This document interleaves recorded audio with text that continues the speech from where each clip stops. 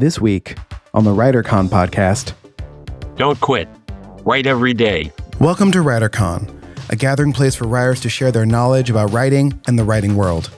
Do you have a desire to write? Every successful writer started with their first book. All it takes is determination and knowledge, and WriterCon can provide that knowledge. Your hosts are #1 national best-selling writer William Bernhardt, author of more than 60 books, including The Superman Wars, and Lara Bernhardt, award-winning author of the Wantland Files series and Shadow of the Taj.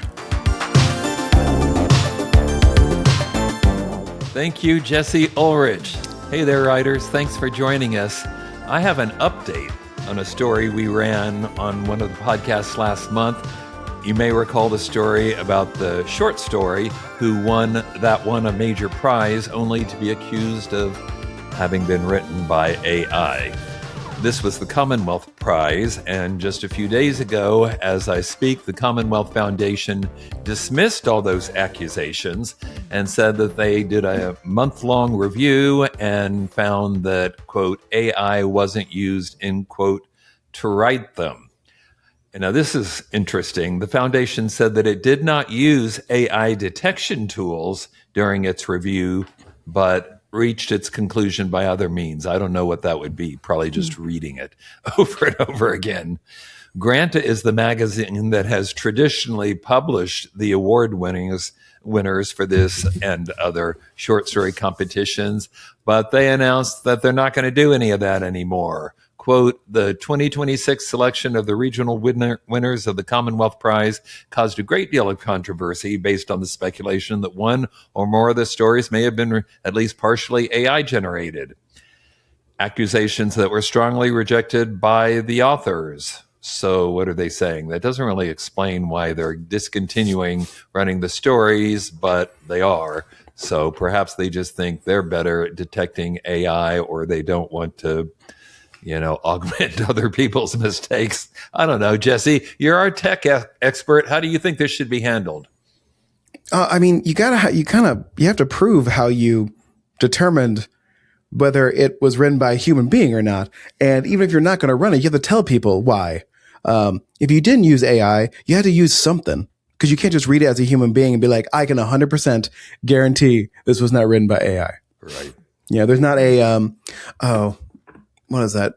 Like in movies where there's always like a new technology or whatever, but there's always like the old guy who spent, 20 years in the forest who can like track things better than the technology can, right? We don't have that person for writing. No, we don't. Right? So, right. However, if there's a character in the story named Elias Thomas, it's probably AI, but we'll get to that later in the news. Okay? With this episode, we are starting our official countdown to WriterCon, which of course is Labor Day weekend. That's September 4th through 7th this year. The Writers Conference is in Oklahoma City at the Hilton Skirvin Hotel. In addition to our usual programming throughout the next 2 months of this podcast, we'll be bringing you sneak previews of some of the conference programming. And speaking of, by the way, the schedule is now posted to our website, writercon.com. Be warned that that's all subject to changes because people have lives and sometimes we have to juggle a few things. But that's pretty much the schedule up there. I think we're covering every kind of writing there is. We have agents covering every kind of writing there is. We have the latest on all that's happening in the writing world and everything you need to know to succeed as a writer. And also, speaking of WriterCon, today our guest star interview is with Sunday keynote speaker William Martin. As you probably know, he's one of the most successful guests we've ever had, and we've had some really good guests. He is the king of the historical thriller, and that's not a title I awarded. That's a title many people have awarded.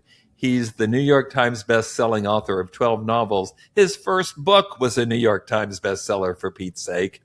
He's also written a PBS documentary about George Washington and book reviews and magazine articles and a cult classic horror movie.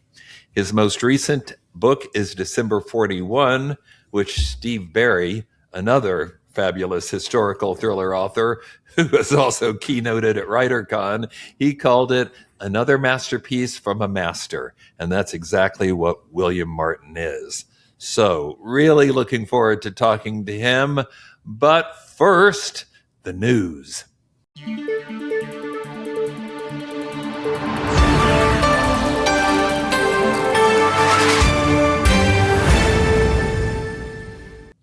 News story number one, and this is one that perhaps as a change of pace will actually, I think, bring joy to many hearts. A self-published book has now sold over 2.5 million copies. Well, it started as self-published anyway. I mean, thousands, if not millions of people pour their heart onto the page and then upload it. Remember when we covered the story that said that 4 million books had been published last year, and about 3 million of them were self-published? Anyway, most of those books go largely unread, but that is not the case for Theo of Golden by Alan Levi, by the way, who is a 70-year-old former lawyer, judge, and singer-songwriter. This is his first novel. It's almost 400 pages. It's about an elderly guy who travels to a fictional southern city, and for most of the book, he sits on a park bench. I know. I don't know why the Big Five didn't pick up on this. But anyway, almost 3 years after he first self-published it, Theo remains in the top 5 books on Amazon. That's of everything in all categories, not just in his category, but overall, it's in the top 5. As we record this, for the past 3 weeks, it has topped the New York Times bestseller list with, as I said, 2.5 million copies sold. The book talks about the virtues of close observation and deep conversation and offline connections. Basically, the guy who's on the bench admires the portraits lining the walls of a local coffee shop, and he comes up with this plan, his mission from God. Lara and I watched the Blues Brothers recently, so we're all about a mission from God. His mission is to buy and return those portraits to their subjects, and you can just imagine the connections he then makes. Well, this book was still obscure to most of the publishing world, but slowly but surely it built a readership through what do we always say is the best kind of publicity a book can get?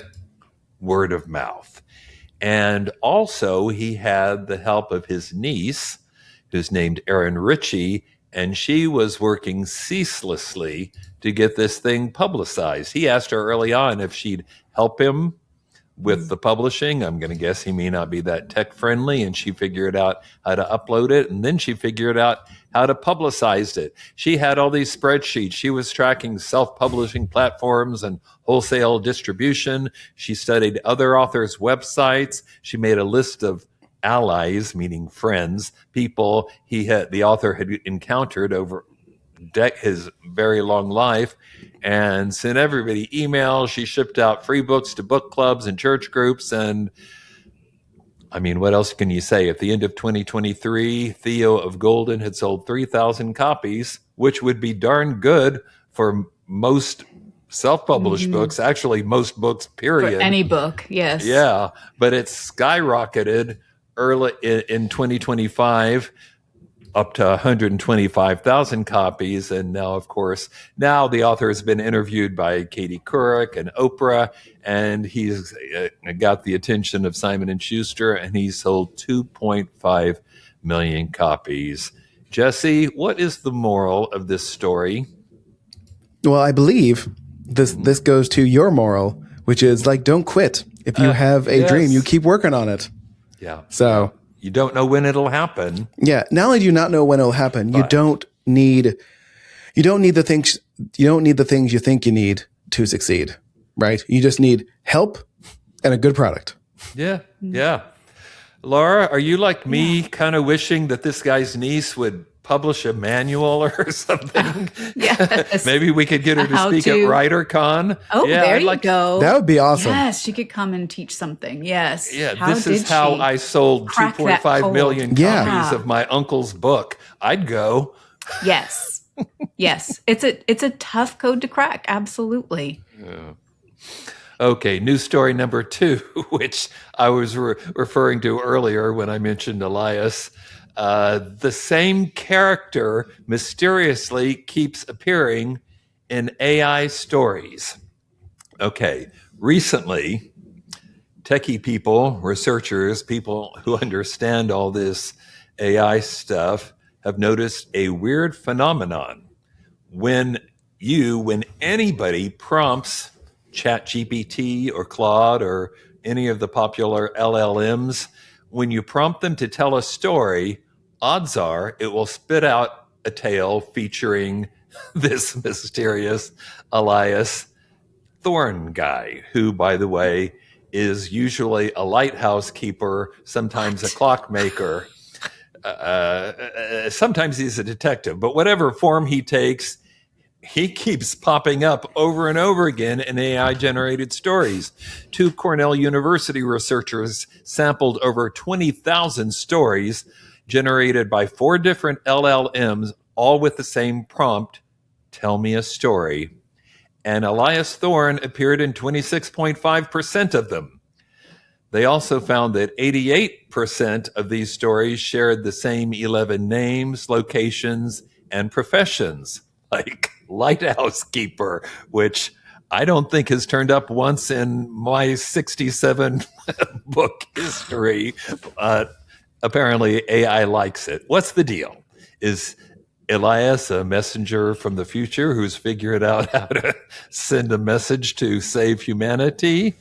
The Cornell group produced a paper that speculated, and it's just speculation, that AI models, which are, after all, trained on other people's books and large data sets, may have been instructed to, and here I'm quoting, avoid references to copyrighted characters, of course, and adult content when they come up with stories. And so I guess that just leaves Elias Thorne.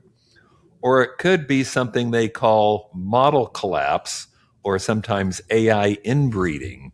The basic idea is that as more and more of the internet becomes AI generated, future AI models will not be scraping my books, they'll be scraping other low quality AI slop, which will cause them to spit out even lower quality AI slop, and idiocracy comes for real. Jesse, you have repeatedly said that AI should not be used for creative work. So what do you think about this? I mean, this proves my point. Like, yeah. I love, like, it's such a perfectly great fake name. It's almost like, it's, all the theories about how AI came up with this sort of name just points to the fact that, like, creativity is hard. Yeah. And I also love how it made him a detective, but not a detective plus one other thing, which is, the standard rule for detectives. Right. A lighthouse keeper who moonlights. A lighthouse keeper who also solves crimes. There we go. This crimes that happen in the light tower. This is one. I think this is good. This proves like AI is not ready to do creative work, so maybe we shouldn't have it do that. And also, the more rules you give it, the harder it. Just like with real creativity, the more limitations you put on something, the harder it becomes. This exists both for human beings and computers. Is that true though? I think sometimes I do better when I have some kind of restriction, like I'm going to write a novel, but it's going to be this series character, or I'm going to write a book, something, but it can only be so many words. I think sometimes that can help channel creativity, but not AI. I think it's a little bit of both, where like human beings can take restrictions and find creative ways. Maybe rather than restrictions, we should say some direction. Yes. Maybe that helps give direction to your creativity. Whereas, the best example I always use in this case is like The Wrath of Khan versus the motion picture. Like The Wrath of Khan had a much smaller budget, had a lot of restrictions on it, and it is by far superior to the motion picture, which had all the money. Very true. So Laura, I hear you sighing back there. Are you thinking about writing another ghost detective series with Elias Thorne, the lighthouse keeper? So I sighed because my current work in progress Ghosted, book 6 in the Wantland Files series, has a lighthouse in it. So you're saying like you've never written with a lighthouse. So now everyone's gonna love you. Now everyone's gonna think that it's AI generated. I definitely cannot use the name Elias in there, or I'll open myself up to all kinds of criticism. But yeah, it does have a lighthouse featuring prominently in it. Well, you're ahead of the trend, or behind it, one or the other. I don't know what I am anymore, but but I do like your idea. Maybe, this would be so meta, Jesse, if I steal from AI and I take Elias Thorne and then start writing a human-generated story from the AI-generated ideas. There we go. Yeah, I like this plan. That is like, here's the thing. That's what AI is good at. AI is good at synthesizing information very quickly for you to be like, okay, I want to write a story with this type of character doing this type of thing. Like, give me a quick, theory, like a quick scene this character would do, and then taking that and then actually writing a full story. Yes.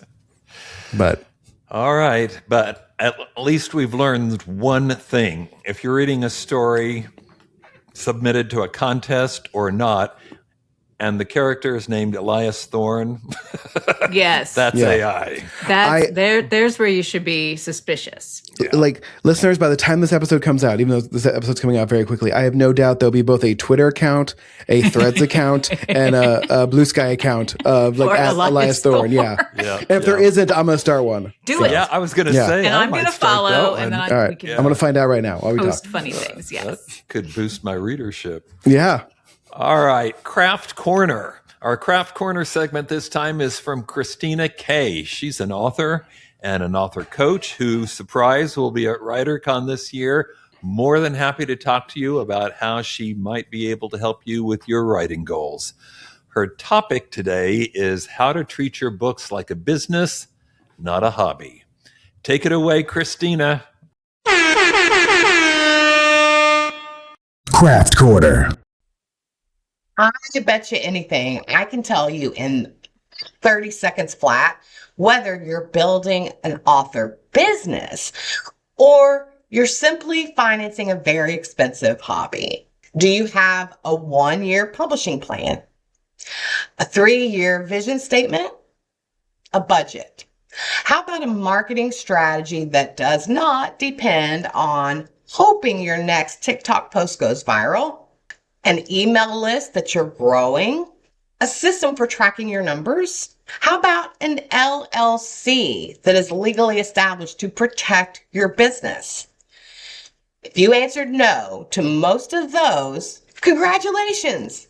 You're exactly in the same boat as thousands of super talented authors. That's actually good news because none of those things have anything at all to do with your talent. They have instead everything to do with learning to think differently.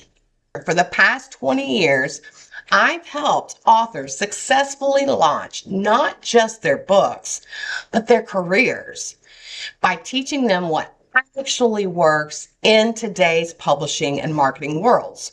Here's the biggest mindset shift I can give you in this short video. Authors write books. CEOs build assets.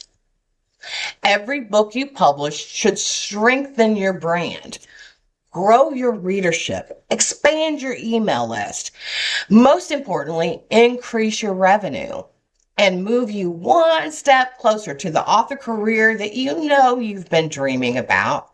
We are living in a time when independent authors have more opportunity than ever before at building thriving, profitable careers with more freedom, more control, and a larger share of the profits than ever before. But there's a catch. Writing a great book is not enough anymore. You have to build a great business around it. Stop asking yourself, what should I write next? Instead, ask yourself, what would the CEO of my author empire do next? And then go do that. I will be speaking on Saturday and Sunday for this year's WriterCon 2026, and I can't wait to meet you there. In the meantime, you're welcome to find and follow me on almost all social media outlets at Christina Kaye Official, or you can visit my website, learn more about me and my services and offers and all my successful clients at ChristinaKaye.com. Otherwise, I will see you at WriterCon. Thank you, Christina. Now, let's talk to William Martin.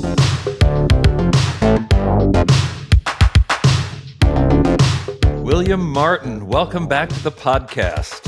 Hello, glad to be back. Yeah, great to have you here. All right, as you already know, we have a traditional opening question. If you could offer writers one piece of advice, what would it be?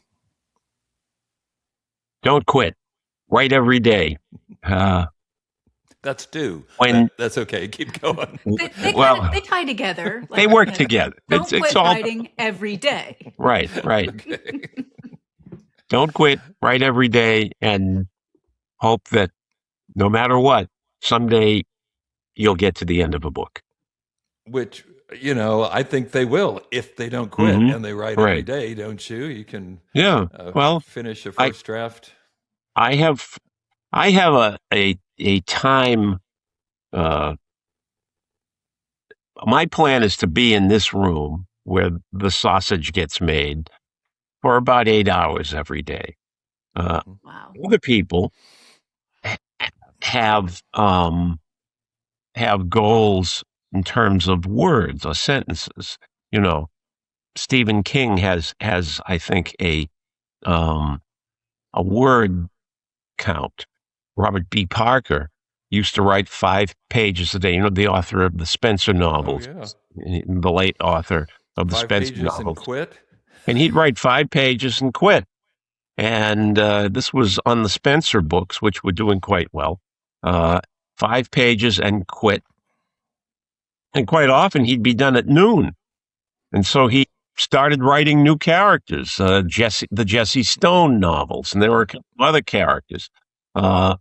Maybe you will get that far if you write every day, but I personally, one book at a time has always been enough for me. And for me, it's 8 hours a day, and those 8 hours might sometimes produce 2 sentences, and sometimes might produce 20 pages. And you just have to understand your own creative process and recognize that for some people, it's going to be slower than for others. However, I think it was Louis L'Amour who said, but whatever you do, start writing, because you don't get water until you turn on the faucet. Nice. That's a great way of putting it. Mm-hmm. Yeah. When did you realize you wanted to be a writer?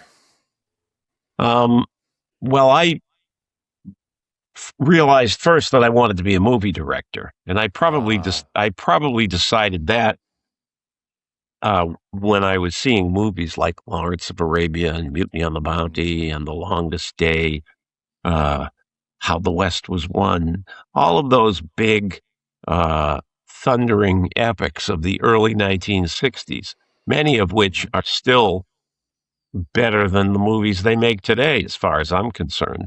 You're not the only one. The grandeur and yet the complexity of Lawrence of Arabia is something that has very seldom been achieved in movies from Birth of a Nation to the present. And anyway, I saw those movies, and I saw first of all, the adventure they depicted, but thought a lot about the adventure that must have been involved in the creation of them, which was a little bit naive of me, because that kind of adventure can be pretty hellish. And I saw all of that, and I thought, I want to be a movie director.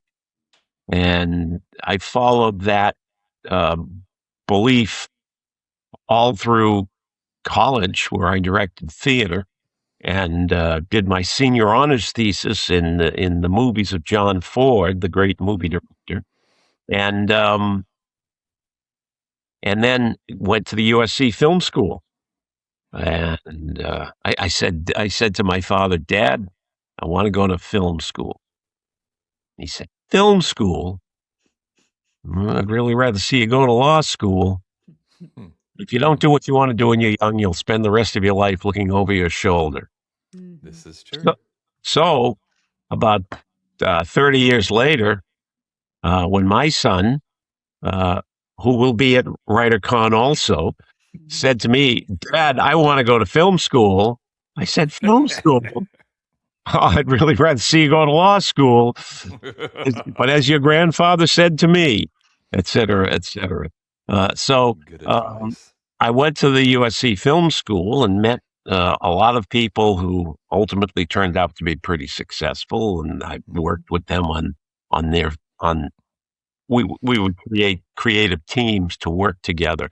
And I worked with Robert Elswit, who's an Academy Award-winning cinematographer, shot There Will Be Blood, among other things, and people who became important in the production of movies and the production of television shows. But what I figured out as I was going through film school was that the quickest way into the movie business was to come with a script under your arm, and not a script for a 16-minute, 16-millimeter student film, but a script of 120 pages that grabs you on the first page and doesn't let you go until the last page. And so I focused more and more on writing screenplays, and out of that learned the mechanics of storytelling, and wrote a couple of screenplays. The first one that really developed into a mature piece of work became ultimately my 11th novel. But that's a story for a different time. So never throw anyway, anything away. Right, exactly. Anyway, I found my way into the business of writing by thinking that it was the back door into the business of directing.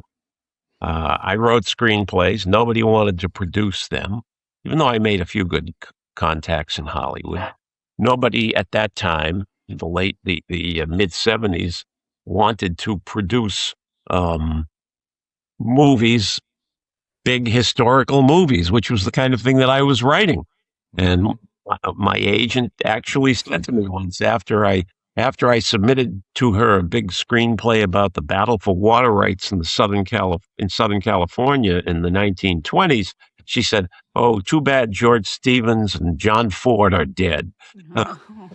You know, I was almost as if in my storytelling instincts and in the things that excited me, I was about a generation too late. But I'm guessing that all this is going to lead somehow to humanoids of the deep. From the deep, right? well, we'll get to that. We'll get to that in a second. But eventually, I would go around to movie producers and pitch ideas, and one of them finally said to me, "You know, the way you write, you ought to write a novel." And at just about that time, there was a strike in Hollywood, and I had it in my head that maybe I could write a novel. It's all storytelling, and I had a story about buried treasure beneath the streets of Boston, which became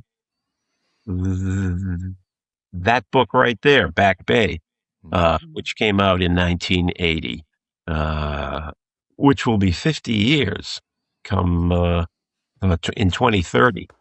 Wow. And that's what celebrate. Right. Yeah. Well, I'm going to celebrate in a very big way at that one, but I'll tell you about that in a minute. Okay. Yeah. The process, though, with Back Bay was basically applying the things that I knew as a screenwriter about grabbing a reader in the beginning of a story and about sustaining dramatic tension and the plot velocity right the way through.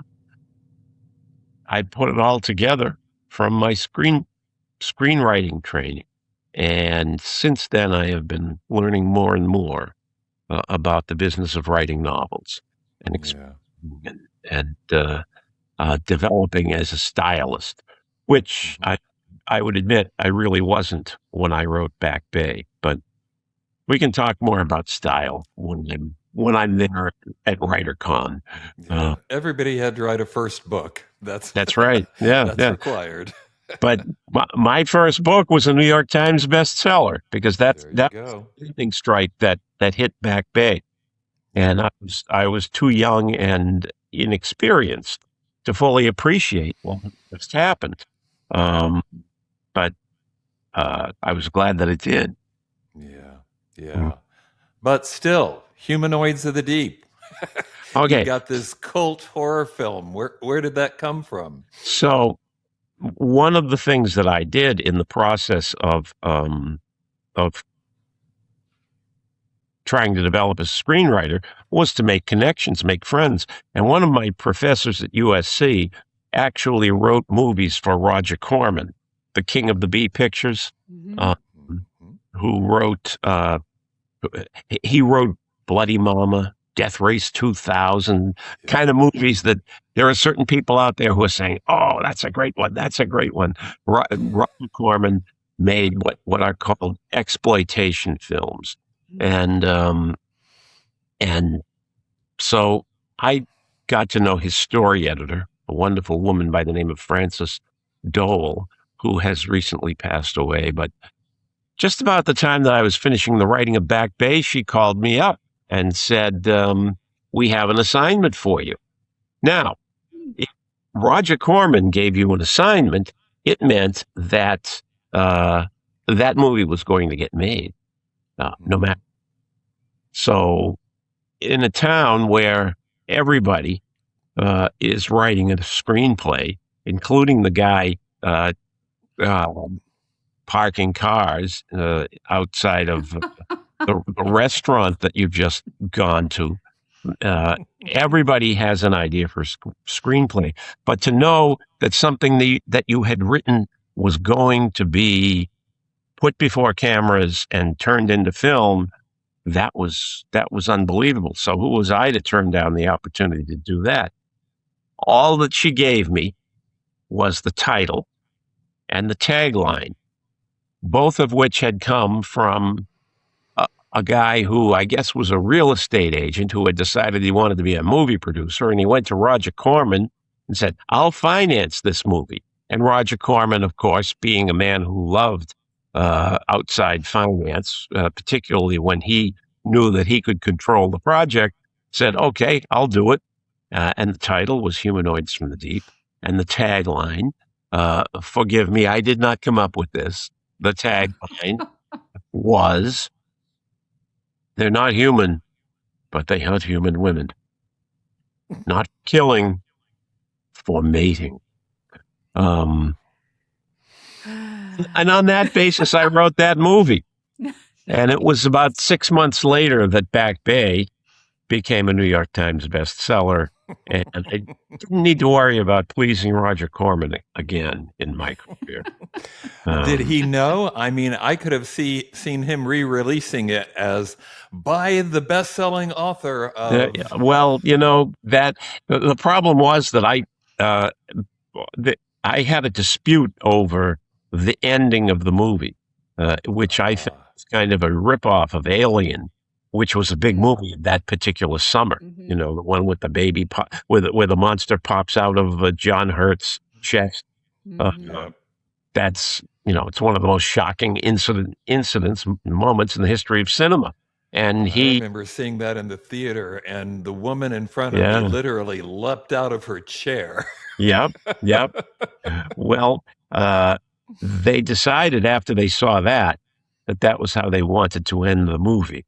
And Frances Dole, who was an English woman with a wonderful accent, would say to me, now, Bill, have you decided to write Birth of Monster Baby? And I'd say, I'm not going to write that scene. That's rip off. In retrospect, I should have kept my name on the movie because I have gotten a lot of mileage from it and learned a lot from it also. And a lot of what I learned, I applied to subsequent books that I wrote, and that's a truth no matter what you write, whether you're writing a drawer full of short stories that you can't get published in the New Yorker. Well, maybe one day one of those short stories will break through for the New Yorker. I personally am totally incapable of writing a short story. I've never been able. Work. It's very hard work. People don't understand. Oh well, I can't write a novel, so I'll just write a few short stories. No, no, that doesn't work. It takes about as long, and then you've got nowhere to send it, right? Exactly. And the other one that falls under that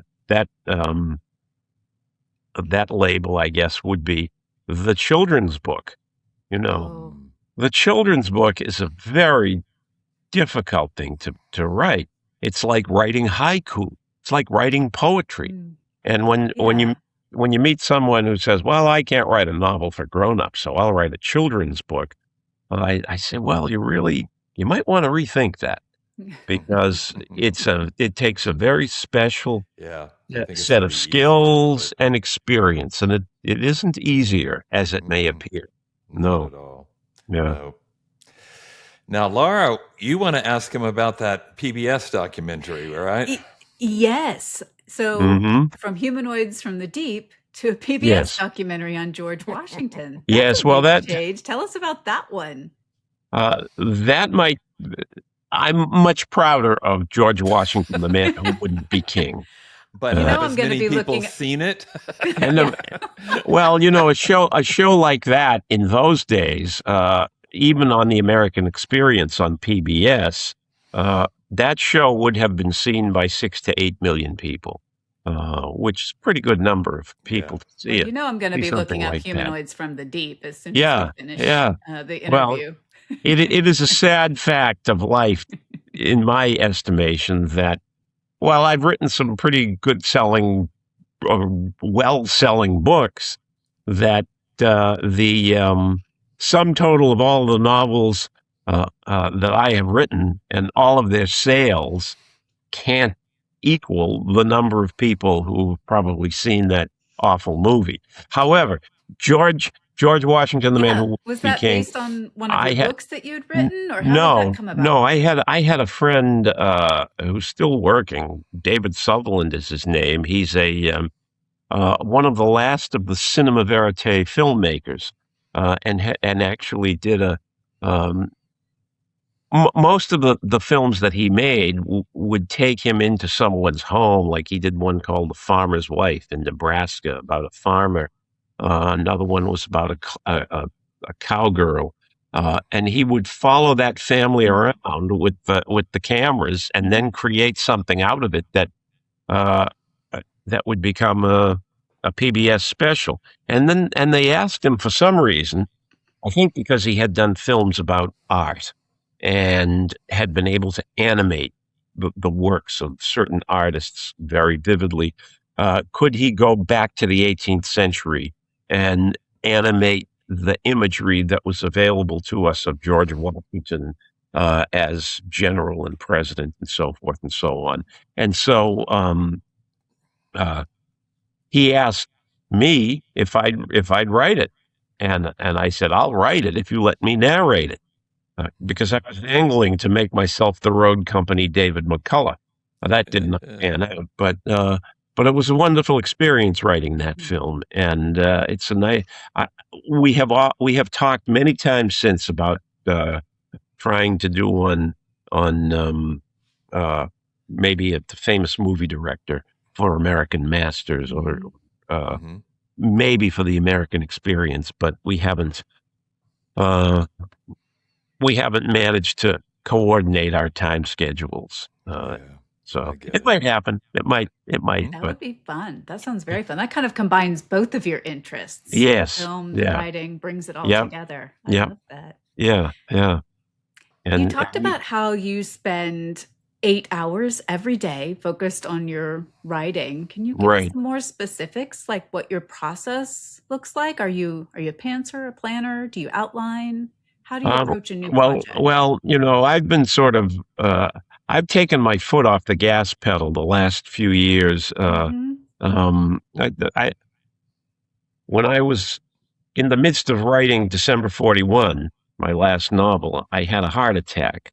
Um, Oh, oh sitting right goodness. I'm here. so sorry. Oh my That's all gosh. right. That's It's fine. scary. I was sitting right here, and I had promised them the book uh, in 6 weeks. Um, I had targeted the date a week before my daughter's wedding, so I'd have the book out of my house, Hmm. so forth. And I was sitting here, and I was saying to myself, I need 6 months, not 6 weeks, to finish Mm. this project. And then I found a little funny pain here, and it started to travel. And oh no, it didn't stop. It didn't go away. I went downstairs. I walked up and down the driveway to try to walk it off. A thing Hmm. that I do not suggest to anyone that thinks this might be happening. Yeah. Went next door to my neighbor, who was a retired ear, nose, and throat specialist. He wasn't home.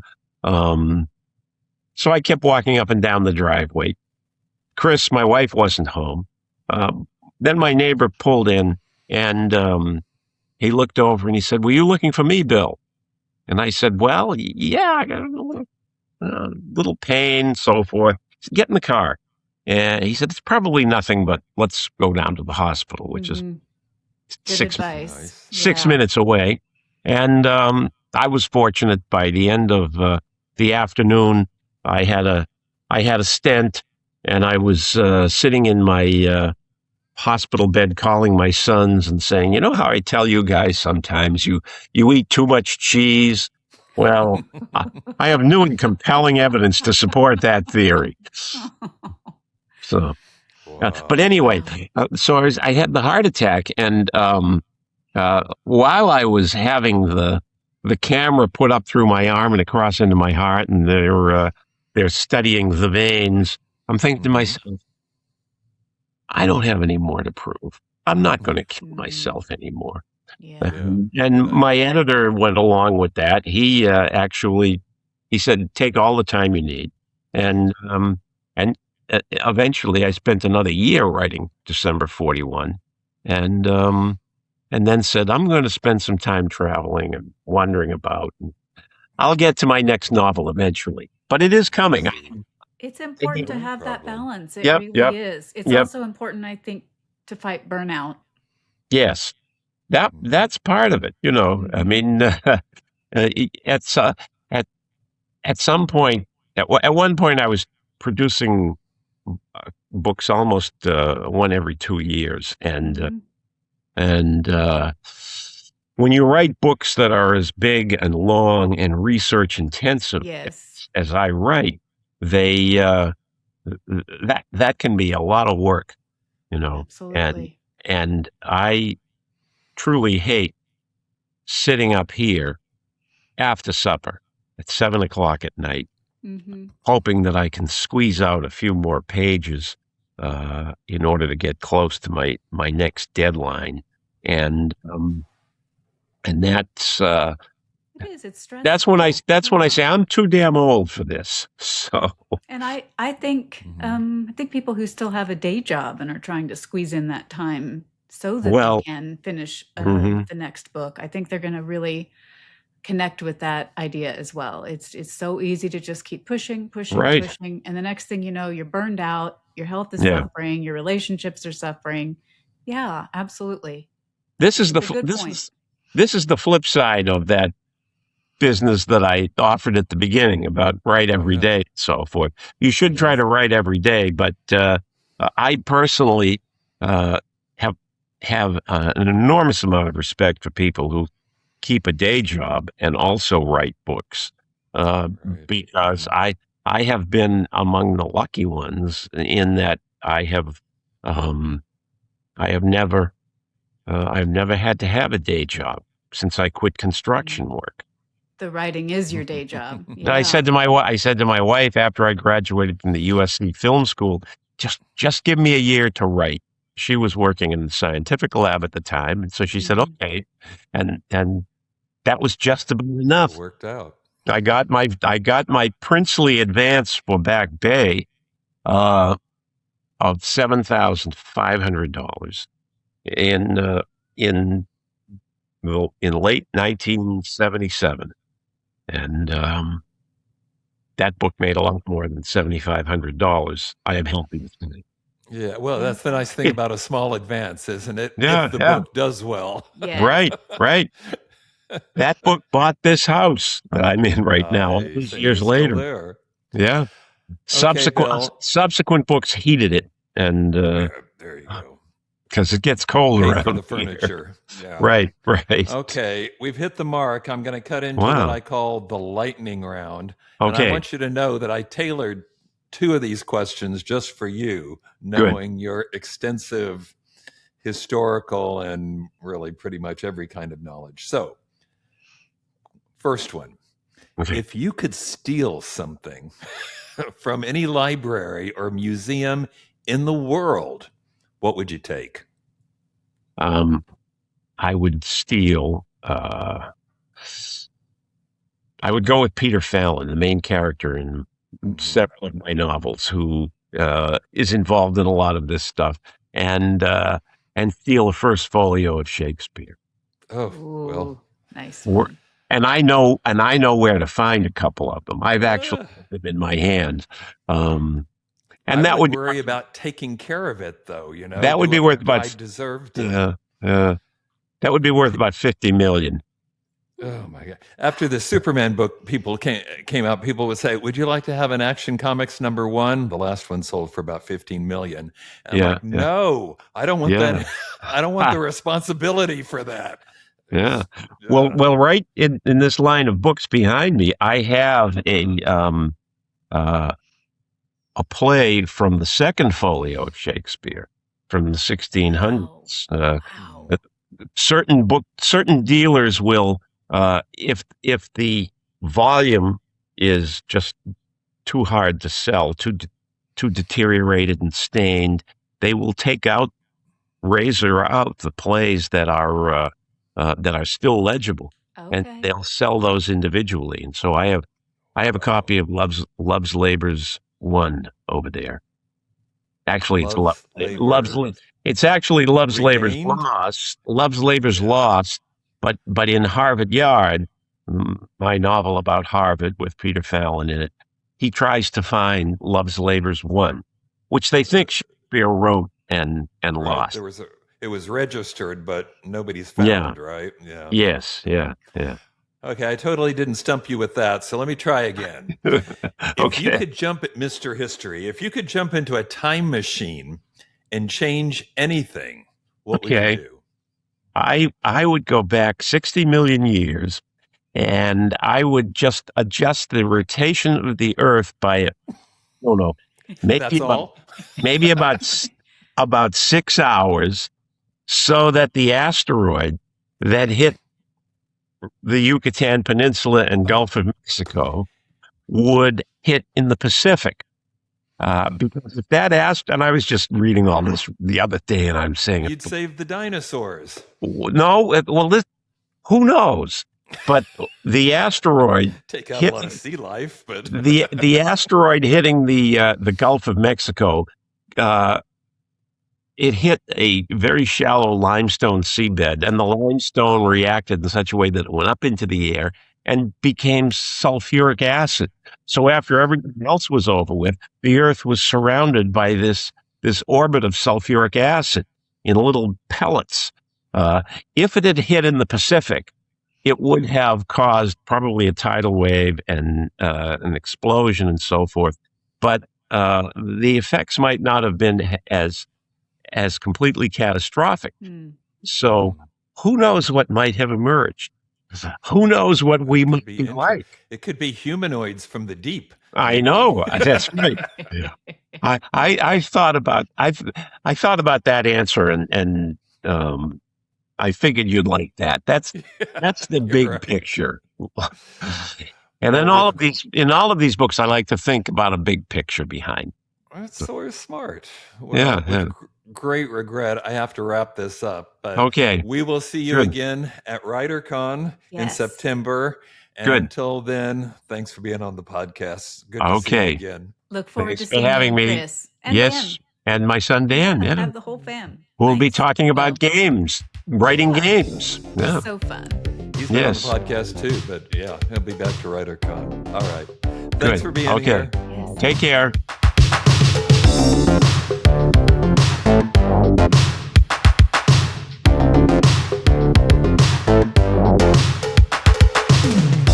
Just a few parting words. WriterCon is September 4th through 7th in Oklahoma City at the historic and haunted Skirvin Hotel.